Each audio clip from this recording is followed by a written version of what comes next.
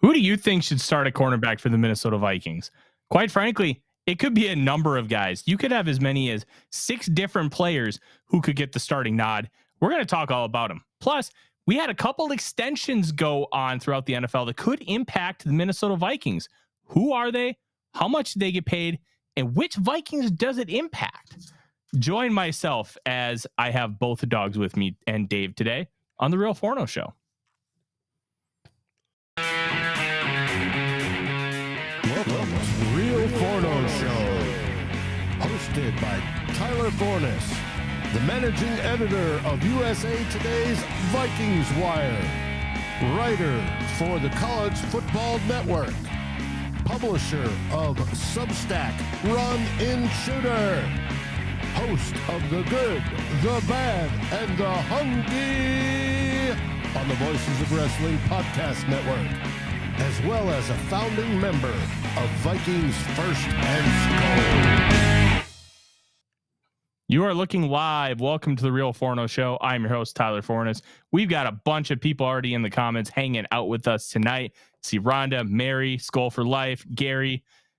Welcome. We're going to have some fun here this evening. I'm your host, Tyler Fornes. With me, as always, in my lap is little Eclair. Odie is somewhere on the floor. And top right corner is producer Dave. Dave, we have a lot to talk about, so we're going to skip the pleasantries and we're just going to get right into it. Let's talk first about these extensions. Early this morning, I woke up to the news that Andrew Thomas, the left tackle for the New York Giants, 4th overall pick in 2020, signed a massive contract extension that he is so deserving of. 5 years, $117.5 million. That is $23.5 million average annual value. That places him second among all offensive linemen in the National Football League, behind only Houston Texans' Laramie Tunsil, who's at $25 million average annual value. That is a huge deal. And it's a big deal for Christian Darrisaw, because Darrisaw is on the same level as Andrew Thomas. Because he's on the same level, that means you have to plan to pay him on the same level. Now, is it going to be identical contracts? I don't know. I really don't. But I can tell you this. Now you have to plan for this contract to be $23.5, $24 million. You have to have that money set aside. You can't look at it and be like, oh, maybe we can get it for like 21, 22. He performs at the same level or better than last year in 2023. That price is going to go up. So that's important to know. The other extension, because we have a lot to talk about this cornerback room, so we're going to make this pretty quick, was Cole Kmet, tight end for the Chicago Bears. Look, I don't view Cole Kmet very highly. I think he's average at best.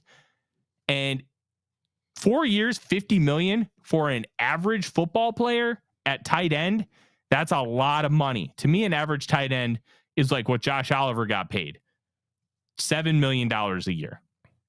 Now, average players are getting paid more and more every year because the salary cap is going up. I completely understand that. Sorry, Claire. I know it's not comfortable for you to sit on my lap, but you need to because and it matters. So when you look at everything, $12.5 million a year for an average player, the price for Hockenson just went up. I had him pegged at 4 years and $56 million, $14 million a year. That is the same contract Mark Andrews has.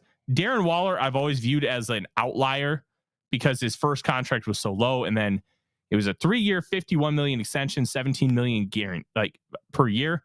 But the guarantees were so low, they barely had a dead cap hit when they traded the full contract away. So it looked like a really good deal, but it really wasn't for Waller because there was nothing guaranteed. Travis Kelce's at $14.2 million. George Kittle's at flat 15. So I figured, okay, slide him in about 14. That's probably where we're looking. Well, if Cole Kmet's getting 12.5, not even hitting the market because free agency inflates things. Mm-hmm. You're looking at Hockenson getting maybe $15 or $16 million.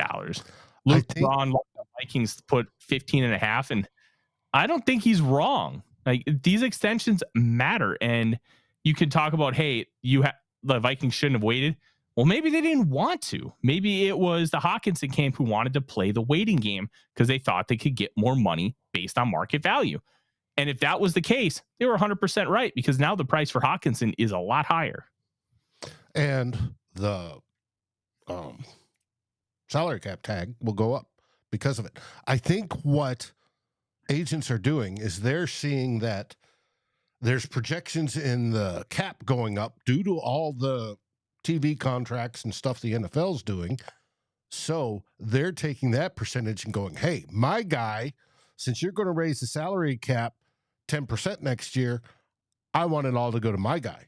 And I think that's where a lot of these contracts are being slotted, because they're thinking, hey, we're going to take advantage of that extra cap and we're going to go for it that way. I think that's why the numbers are, in today's case, a little shocking, but I think that's the reason why. And we know every year, the market gets reset. Somebody makes the highest contract, and then next year, the next guy, whether they're the best or not the best, right? When Kirk Cousins signed his initially, when he came to the Vikings, he was the highest for a day. That's the way the system seems to work until you get an overflow of competent players in a specific position, and then it starts to be devalued, i.e. running back. But I think that's why these guys are going up. Tight end is becoming more of a premium player and can affect the game more, so their cost is going up. And I expect, 15-ish. Yeah, I think 15 is a really solid projection at this point. But the Vikings have the tag in their pocket. They can use that. Mm-hmm. And let me say this about the tag, because you said that tag is going up. Cole Kmet won't factor into the tag. It's the average of the top 5 players of the position. The transition tag is like the top 20. Right. Wow. No, so top 10 for transition. Top 5 for the first round, top 10 for the other. Yeah, so it's we want to get him signed. We want to get all these guys signed before it makes a difference, right, Eclair? Yeah, we do. Mm-hmm. But it's just one of those deals. So let's do this. Thank you all for joining here tonight. We're gonna have a lot of fun. Today was the first training camp practice. I highly recommend you check out an article from Judd that is coming later tonight. He is going to have a full recap of what we saw at day 1 of practice, because this was a closed practice. Only media was available to go. Fans can start going on Friday. So just something to be aware of. So we're going to have as much coverage as we can. I, unfortunately, will not be able to be at a lot of the practices. I am still working on trying to get a credential, and we are talking to the Vikings right now and trying to see what we can do.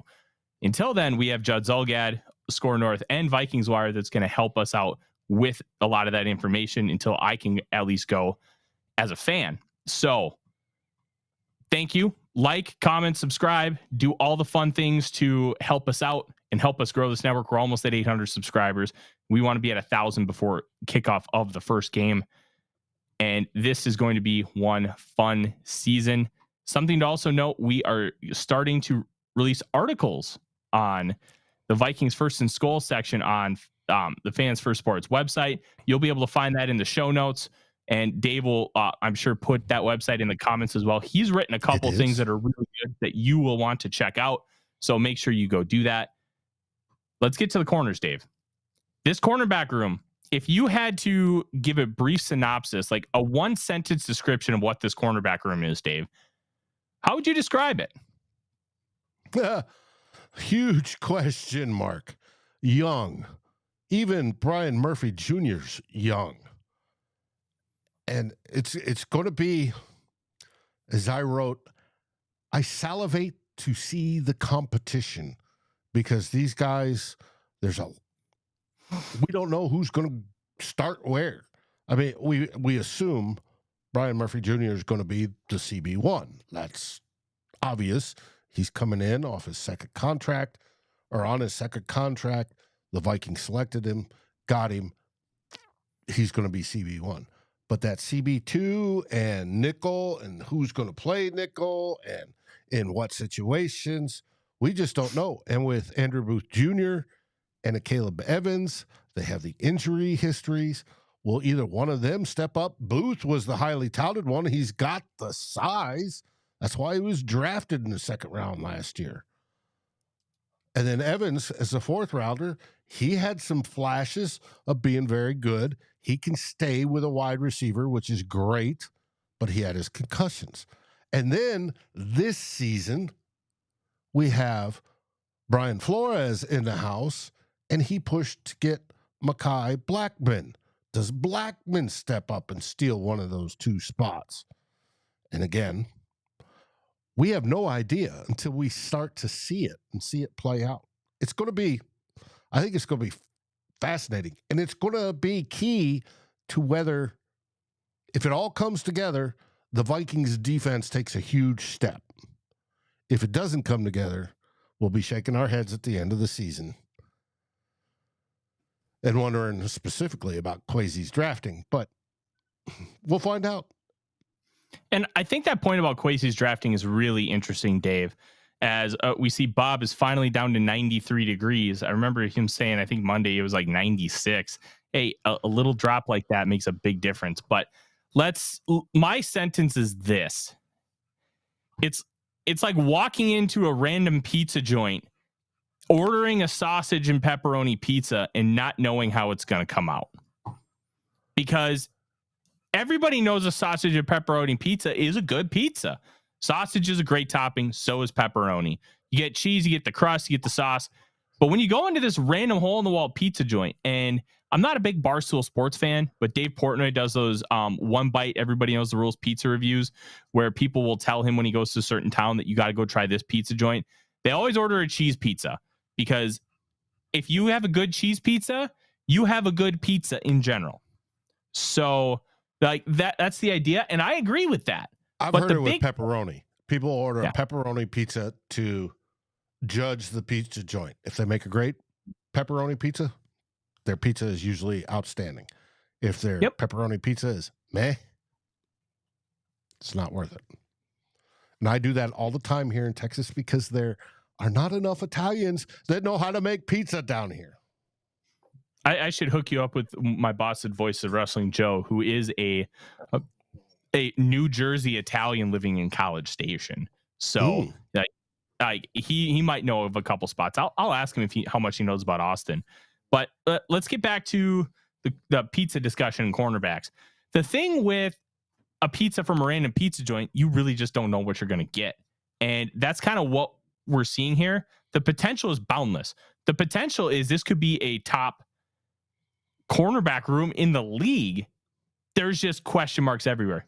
Dave, you remember that scene in Good Will Hunting when Matt Damon is cleaning the hallways at Harvard and he walks into the classroom and looks at the math problem and solves it? Yes. That math problem is the Vikings cornerback room. There's just so many variables and so many different pieces that you have to solve for in order to fully understand, hey, this is what I have and this is what's going on. There's so many different ways this can go that's kind of why the pizza analogy really works, because when you try a new pizza joint for the first time, you don't know how it's going to happen. Well, hopefully Brian Flores is the Matt Damon character and he puts all that together, comes up with the answer. Yes, absolutely. So let's start with Byron Murphy Jr. Out of the University of Washington, comes from Arizona. And Byron Murphy Jr., very talented football player. And he's a little smaller, but he's really good at man coverage and he can play in the slot. So the idea here is with his slot versatility, what you can do is hold on. I got to stop this. No mushrooms. No mushrooms. We're not talking psychedelics. We're talking like Bella and Portobello mushrooms. When I was poor. That's Raymond. I was like 22 years old and all I cared about was hanging out with my friends and having a bunch of beer. I would eat like a container of mushrooms, saute it in just a little pat of butter. And that would be my dinner. I love me some mushrooms. I'm very sad to hear that there's mushroom slander in the chat, but I get it that I will slander the heck out of some pineapple. But let's get back to Byron Murphy Jr. here. Because he can play in the slot, now you're in a position where you can play inside and out. So if your best three in nickel has two guys who can only play on the outside and Byron Murphy, he plays inside. If you have a guy who's best in the slot, Murphy plays outside. You can do a lot of different things. And having him as your number one really helps that. Now, you'd like him to just be able to match up with the other number one receiver. Sure, that's the easy route. But there's other things you can do. And I think that's an important thing to talk about here. And with Dan saying that morals are the best mushrooms, that is a man of culture right there. Absolutely agree. And you know who's the morals of this cornerback room? His name is Byron Murphy Jr. And he's just really good. If you ever watch Washington play football, they basically play drop 8 and they do some unique blitzing, but their cornerbacks are asked to do a lot. And because their corners are asked to do a lot, when they come into the NFL, they're usually able to have some modicum of success right away. I really like Byron Murphy Jr. and how he's able to kind of do a lot of different things. And Claire's looking up at me like, yep, I absolutely agree, Dad. Byron Murphy Jr. is very good at football. And the big thing with him is staying healthy. He's missed a decent amount of games in his career. He missed a lot last year because of a back injury. Now, I will say some of that was due to the fact that he, like the Cardinals weren't in it. So he's like, you know what? I could probably play, but let's just shut it down for the year. And there's a lot of merit to that. And it probably helped him get it actually probably didn't help him with the free agency market, but it helped his body long-term to not necessarily test it.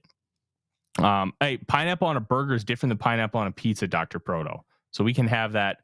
We can have that conversation. Maybe Dave and I will just record a live episode where all we do is talk about food, because I think that could be a lot of fun. And it's I'll be honest, talking about food on the show is dumb, but I don't mean that in an insulting way. It's just we're a football show. We're talking about food on pizza. I love this. It's a lot of fun. And like Claire's food is sardines. Like it may be how I've envisioned Brian Flores and how he will match up who's against who, depending on the situation. It's very much like a pizza chef who's going, hey, I'm going to have a little bit of pepperoni, capicola, some Italian sausage on this one. I'm going to put some jalapenos and spice and a lot of red pepper and this and that. And we're going to mix it up and we're going to do it for this play or this series. And hopefully it comes out and it's absolutely primo. And that's what we expect to see from the cornerback room, or I expect to see at least. I can't speak for you, Tyler, but I expect to see that is what's going to happen. And then we're going to get, meat and potato guys on the defensive line and stuff like that. But when it comes to your defensive backfield and your corners, you want a little spice back there. You want it to be different, to screw with the head of the opposing quarterback. Yeah, you absolutely do. And I'm very intrigued to see how Flores is going to really utilize some of these players in the back end. But we have a lot of guys to talk about. We'll end up circling back to Byron Murphy Jr. here as the night goes on. But let's talk about Andrew Booth Jr. Sorry, sweet girl. Dad's foot was falling asleep. You don't weigh 3 pounds. You weigh 22. Andrew Booth Jr. comes from Clemson. Was a 5-star recruit coming out of high school. And that's important to note because in his entire college career, Booth flashed big time potential. I thought he could be a really talented player at the next level. And I still believe he can be. One of the tough parts about him in college was he played his entire career, Dave, with a sports hernia injury. So he had a hernia all 3 years and got it fixed right before the NFL draft process. There is a lot of merit to kind of just wanting to play through it. But at a certain point, maybe you should just get it fixed.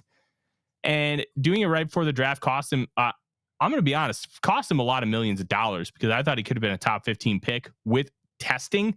He never got to test. Falls to 42, and the Vikings end up benefiting from that. Love the value of the selection.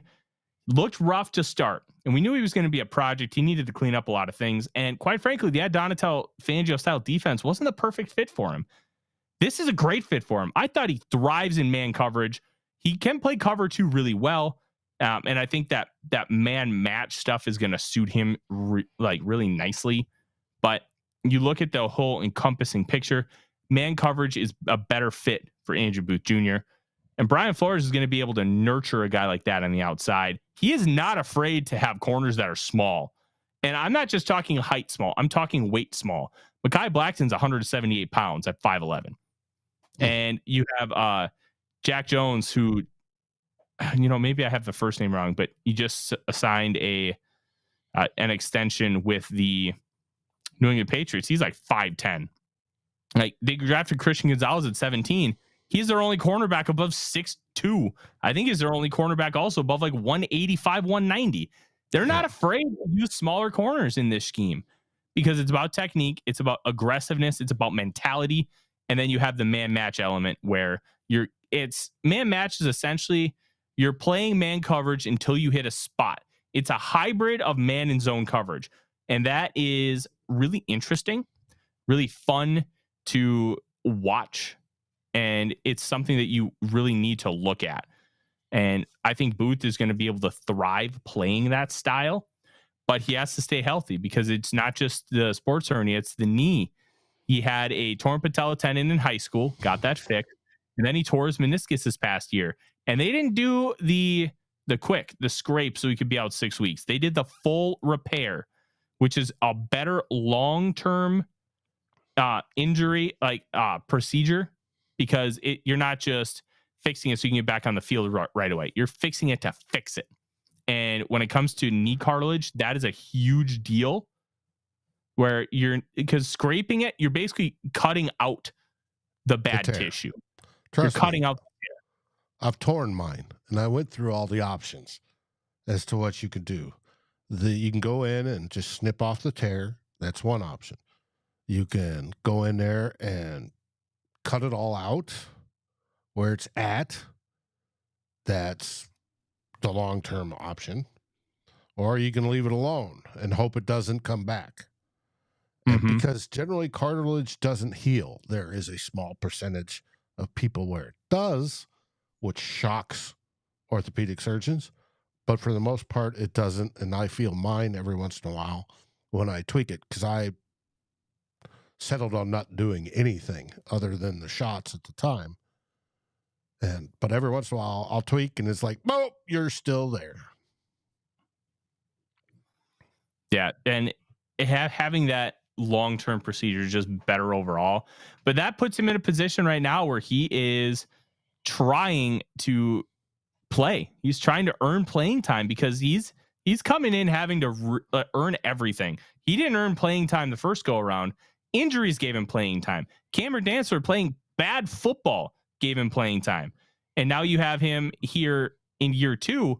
He's got to re-earn it. And the guy he's got to beat is Akayleb Evans out of Missouri, the 4th round pick last season. Evans is a really good football player, and I think he's going to fit this defense really well because he's 6'2", over 200 pounds. And the one thing he does well is he stays in the hip pocket. So if you take a look at Evans right here, okay? So you've got his hip. I'm trying to use I'm not even going to try it. It's just too confusing. But you have Evans, and take a look at his hip, okay? If Evans was the receiver, the cornerback would be right behind him, right on that hip, okay? So that's called staying in the hip pocket. Because he stays in the hip pocket with his size, he's able to attack the football a lot easier because he's in position to do so. One of the struggles he had in college was he struggled actually going after the football, but it's not because he wasn't in position. He was in position. He just struggled with the timing to understand when. So cornerbacks will look at the receiver's eyes. They'll look at the receiver's hands. And one thing with the receiver is if you can put your hands up really late, they're reacting to your hands. So if your hands go up, cornerbacks' hands go up, and they take the ball away. They bat the ball down. Well, if your hands go up super late, you catch the ball before the cornerback even has an opportunity to get their hands up. So he's just bad with timing. You can fix that. You can train with that. You can work on getting him to utilize his position better, but you can't. It's harder to teach being in position than it is to finish. We talked about this with Christian Darrisaw when we talked offensive tackles. when he was at Virginia Tech, he didn't finish. He just kind of stood there and stood his ground. And sometimes you want to do that. Difference here is when you have that player, is sometimes you just need to bury the defender into the ground. Well, he wasn't doing that at Virginia Tech. He's doing it now. Mm-hmm. And coaching was one of the main elements to help get him there. Can they do the same thing with the Akayleb Evans? I think so. I really do.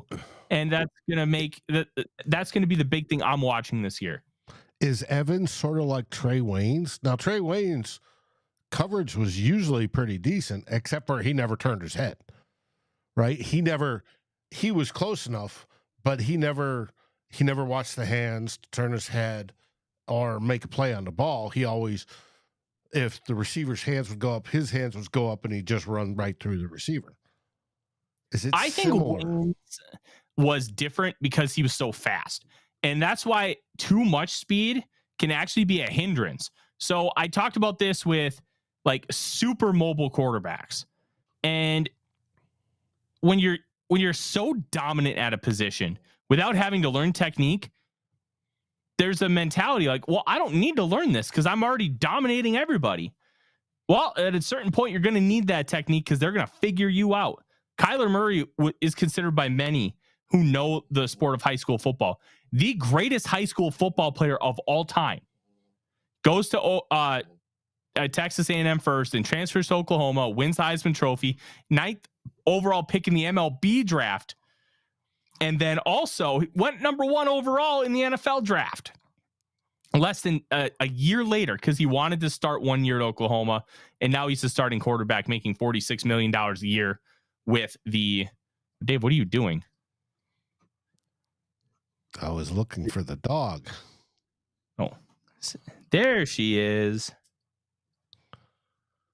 Yeah, Sorry. she's doing real good. She's a happy girl. But what big thing with like Kyler Murray, he never had to learn like the nuance. He never had to learn a lot of like raw technique because he was just able to beat everybody. Mm-hmm. And at a certain point now in the NFL, you can't just play backyard football and succeed week in and week out. They're going to figure you out. And they have to a certain extent. Michael Vick never really tried to learn how to play quarterback. And he talked about that in his 2-part ESPN 30 for 30. He never watched film. He's like, I'll just go up. He basically winged it every week.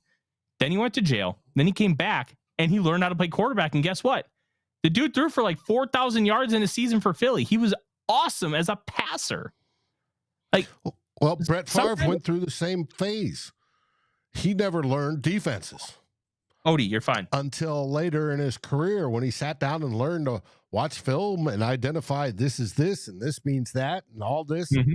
He just went on pure, I can throw this ball through a brick wall, so I'm going to do it. And it was not till later, 2009 being the prime example, where he was just shit hot and knew that the defense, knew the offense, knew everything down pat. Yeah, and I don't say these things, it's not an insult. When you're already playing great, why do you need to go the extra mile? You're already playing great. What does it matter? It doesn't. Like, that's kind of the mindset. And like that translates to a lot of us in our everyday lives. Like, if I'm already doing great at this one thing, why do I need to try and improve and be better? Why do I need to learn nuance? I'm already winning. I don't need to win better. I'm already winning. Like that mindset is normal for humans. So that's where that Trey Waynes discussion. Well, I'm so fast, I can just make up for everything. Sometimes you don't necessarily have to you don't think that you're going to need to learn all this nuanced technique because you're just going to be able to fix it with your athleticism. Eventually, Dave, your athleticism goes away and you're going to have technique in order to survive. Mm-hmm. Well, Trey Waynes, he obviously dealt with some injuries and now he's running it's like a hunting range or something where you do like pay to do guided hunts up in northern Minnesota. Okay. Like they have him here in Texas. Yeah. He's doing just fine now, but you got to be able to be willing to take that next step and learn those things. And those who have extreme athletic gifts are usually the ones who are less willing to learn the technique because they think that their athletic gifts will just take them everywhere. And it's not everybody. Don't get me wrong. Like, it's some, but that can be a real thing. Yep. Hey, Sarah, welcome to the show. Now, it's in life, if you can become a subject matter expert where you know everything about that subject, or the majority of things about that subject, you never know everything. That's always whether you want to call it Zen or whatever, Buddhism or whatever it is, you're always striving to learn more and more. And it happens in life. You want to get better and better, and there's always new levels to discover. Yep. It's no different on football. If you can sit there and maximize your abilities, and if you're blessed with just physical abilities, which a lot of these players are, and you're going up against somebody who may not be as physically gifted, but works 10 times harder and tries to learn all the different things, they may beat you. And I give you a prime example of Kirk Cousins. Kirk Cousins is not the most physically gifted quarterback in the NFL, but he works hard and he gets wins, especially last year when he learned more of the mental side of things, and he's gotten better. And there it is. Today's show, Dave says something nice about Kirk Cousins. And there we go. It's a rarity. Make sure you clip that and post it all over the internet. Sarah, thanks for joining the show. I'm glad that you think highly of us, that we don't do that. We greatly appreciate it. Well, I try to learn about all these guys, and hey, let's also be honest here. Not perfect. We're gonna make mistakes, but it's learning from those mistakes that helps us be better here at Vikings First and SKOL. Evans is going to be interesting. The big thing with Evans, he's got injury stuff too. It's different injury stuff. 3 concussions in like the span of like 6 weeks. That's awful. That's brutal stuff. And having that many concussions is not great, and it can be really dangerous. But it also could mean that he's completely fine. But once you get your first concussion, you are more susceptible to getting more. And that's a scary thing. And it's going to be really tough to see to project him forward without seeing how he can handle a full season. Because I want to see that he can come back from the concussion injury. We've seen Odie. Why are you barking?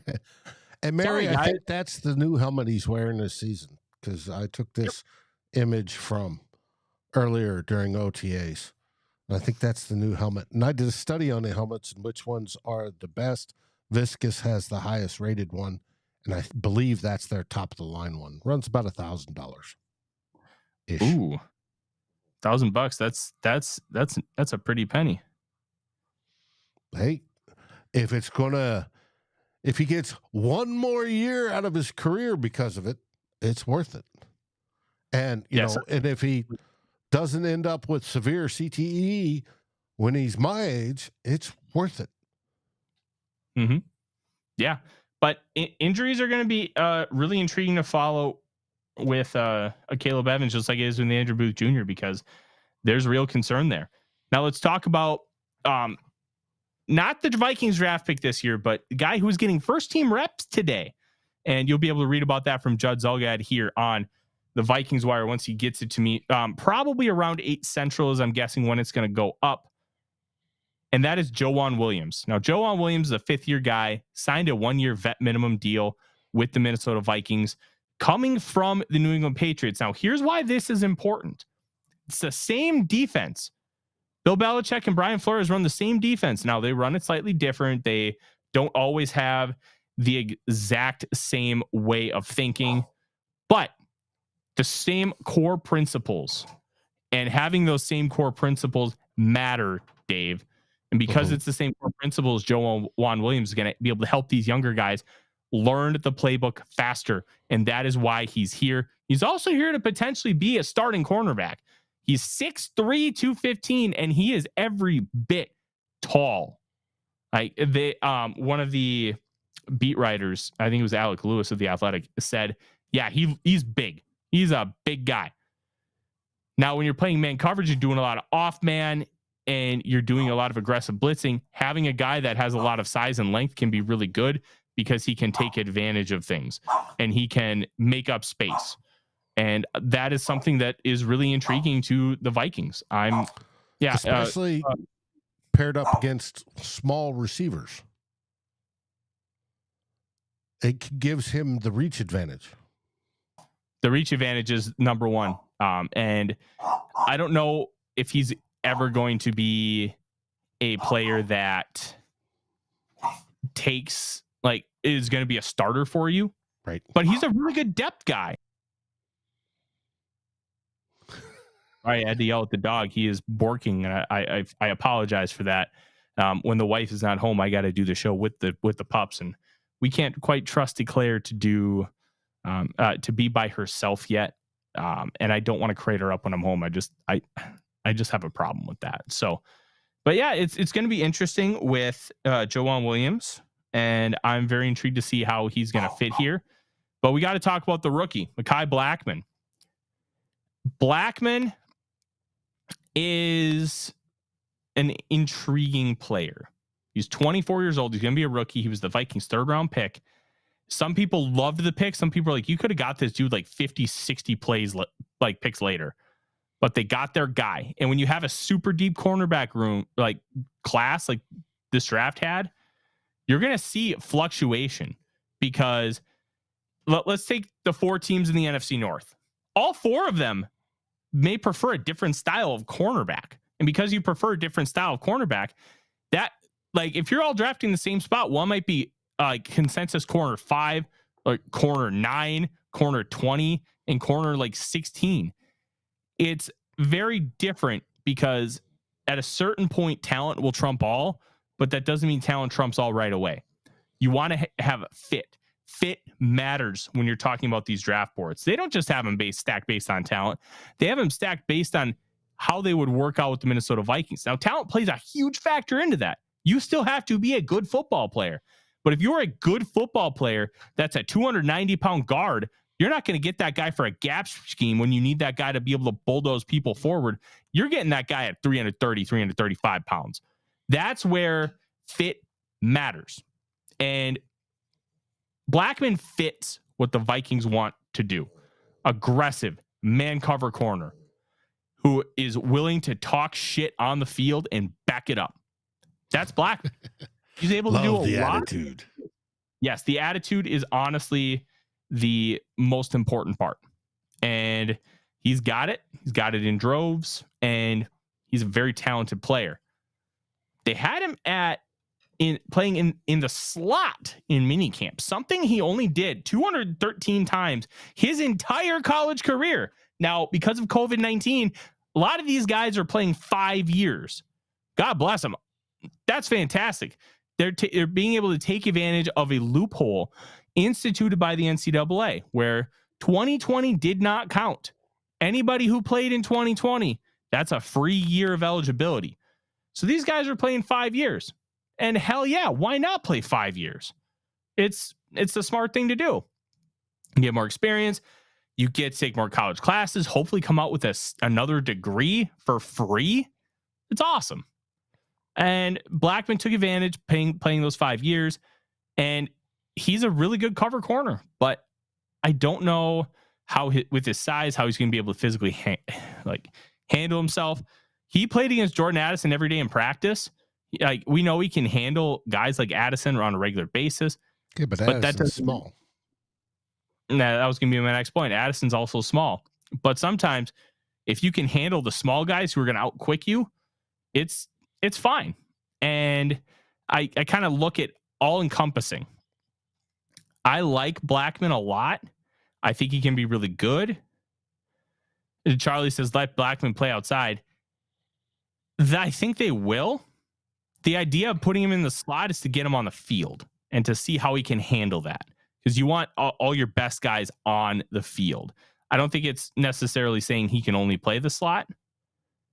But it's worth noting that he was getting first team reps as a 3rd round pick in mandatory mini camp.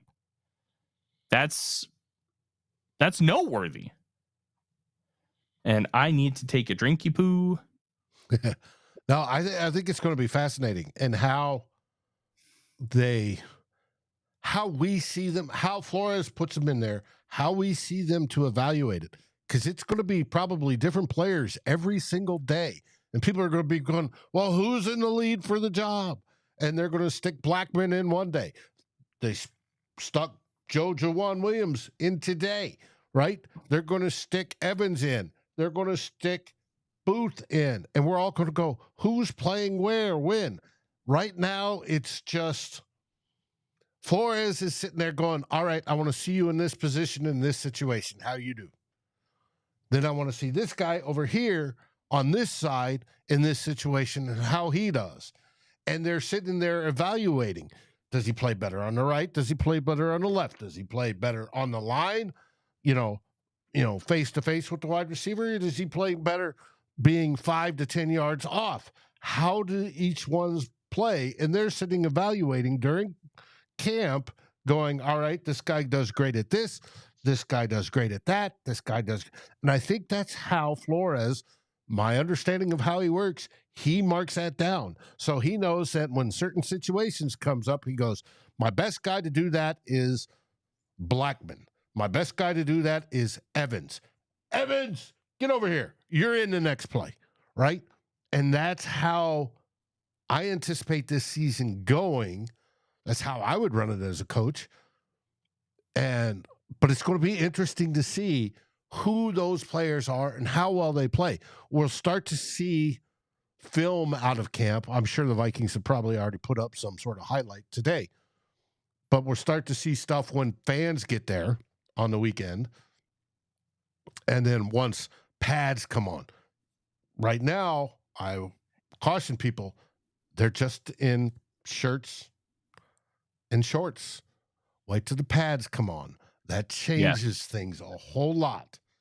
But Flores will be there marking down. All right, this guy's good. This guy's good. He's great in shorts, but he's lousy in pads, right? And it'll move these players up and down and across on how he wants to utilize them. I think it's going to be fascinating. Like I said at the beginning, I salivate over how this is going to play out. Yes, I'm very intrigued to see how it's going to play out. We've hit the top 5 guys. Let's speed run through a couple of the other guys in this room, because Dave, quite frankly, we've spent 50 minutes talking about pizza toppings, and we need to talk about salivate. I think I know what I'm having for supper after this show. I might try and convince my wife. We were going to do breakfast for dinner. We do that a decent amount. I was going to make eggs and sausage, but I think I want pizza now. And Dave, if you move the camera, you can probably see Eclair. Hey, hold on. Zoom. We can only see the top. Here we go. Hold on. Okay. Zoom in on you. Move the camera down. There's your ears. Oh, boop, boop, boop. There she is. Oh, and the mic goes down.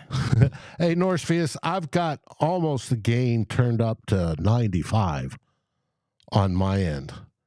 And I am literally 2 inches away from the mic.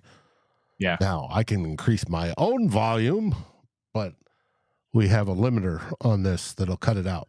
So hopefully it sounds okay. But thanks for letting me know. I appreciate that greatly. I bumped it up a little bit. All right, so let's burn through these guys. There's a few of them. 2 guys that were on the team last year, Tay Gowan and Kalen Barnes. Tay Gowan was a 7th round pick, I believe 2021 from the Arizona Cardinals. He's got some talent, but he's also, there's a reason why he's like a practice squad guy. But I think the transition to more of a man heavy scheme is going to make a really big difference for him. And Kalen Barnes I think he ran the fastest 40 of all time at the combine. It was like 4.22. This dude can blaze. And we talked about the thing with Trey Waynes and being too fast. Well, being fast can hinder you as a corner. And he's one of those players. He relies too much on his speed and not enough on technique because he thinks speed can bail him out. Well, speed can bail you out a lot, but you have to play like your speed can't bail you out. and you have to be technically sound too. And he's still trying to figure that out. And then we have 3 UDFAs. Jalen Williams from Indiana, who I don't think is going to make the team. CJ Colton Jr., I think he has a little bit of a better chance, but probably won't either. The one real wild card here is Najee Thompson, the cornerback from Georgia Southern. He's basically a special teams ace. And that's what he loves to do. He loves special teams. He loves getting dirty. He loves doing the dirty work. And he loves hitting people. Oh, yes, he does. And it's going to be able to get him a roster spot. That's the intriguing one. But for the most part, it's the top 7 guys competing for 5 or 6 spots. I don't really see the back end, like the 3 UDFAs seriously competing for a roster spot as far as being a cornerback. Maybe Najee is a special teamer, but this is a very intriguing group. And it's also relatively top heavy as well. But I like what this group is. I think I think it could be really, really good. I want to see it. And we're gonna see it early. This is going to be a really fun battle to watch throughout training camp, and this is the one that I want to watch because I want to see how these rookies and second year guys do. Because if Andrew Booth Jr., Akayleb Evans, and Mekhi Blackmon all show that they should be starting, the Vikings all of a sudden have 4 deep at corner. Mm-hmm. Dave, that rocks. Yes, I love the idea of being 4 deep at corner. And as Purple Pocket Podcast, football is back. Let's go. Yes, it is back. And we are really excited. The first training camp practice happened. I'm excited to read Judd's words, and you should too at VikingsWire.usatoday.com here in a little while. We will have that up for you. Vikings first preseason game, August 10th, 9 p.m. at Seattle. It's going to be a really, really fun one, Dave. Any final words from you? Yes, tomorrow, the first of our writers, and I wrote it before the show started, for Vikings First and SKOL on the Fans First Sports Network website. Hit ffsn.app, hit NFL, go down to Vikings, and you'll find all our stuff there. But our very first writer of the bunch posts tomorrow morning, and it should be a good one. We debut Mr. Andrew Bueller Russ as he writes about Dalvin Cook, and was it a mistake to get rid of him? Yeah, it's an interesting look at kind of the whole running back discussion, because it's not just financial. It's about, hey, what are you missing as far as who the player is and who's going to replace them. I recommend you check that out. We have some more stuff coming. And as always, VikingsWire.usatoday.com is your number one spot for all types of Vikings coverage, because we don't just cover it like a beat writer. We don't cover it like an analytics guy. We don't cover it like a film guy. We don't cover it like just a football-y person. We cover it from all angles. And don't forget, Dave's Two Old Bloggers is still on Sundays until the season change. Make sure you listen to when that'll change over to Saturdays. It'll be for the regular season. During the preseason, we'll stick to Sundays because the games will be earlier. They'll be Fridays or Saturdays. So we'll stick to Sundays during the preseason, and then for the regular season, that's when we'll swap to Saturdays, and then we'll add the post-game show after that on Sundays. Yep. Until then, he's Dave. I'm Tyler. This is Odie and Eclair. SKOL Vikings, baby. SKOL Vikings. Like, subscribe, and ring the bell to get notifications. It helps us grow this community that we all love, our Minnesota Vikings. And on behalf of Tyler Fornes and myself, Dave Stefano, thank you so dearly for watching the Real Forno Show. SKOL, everyone.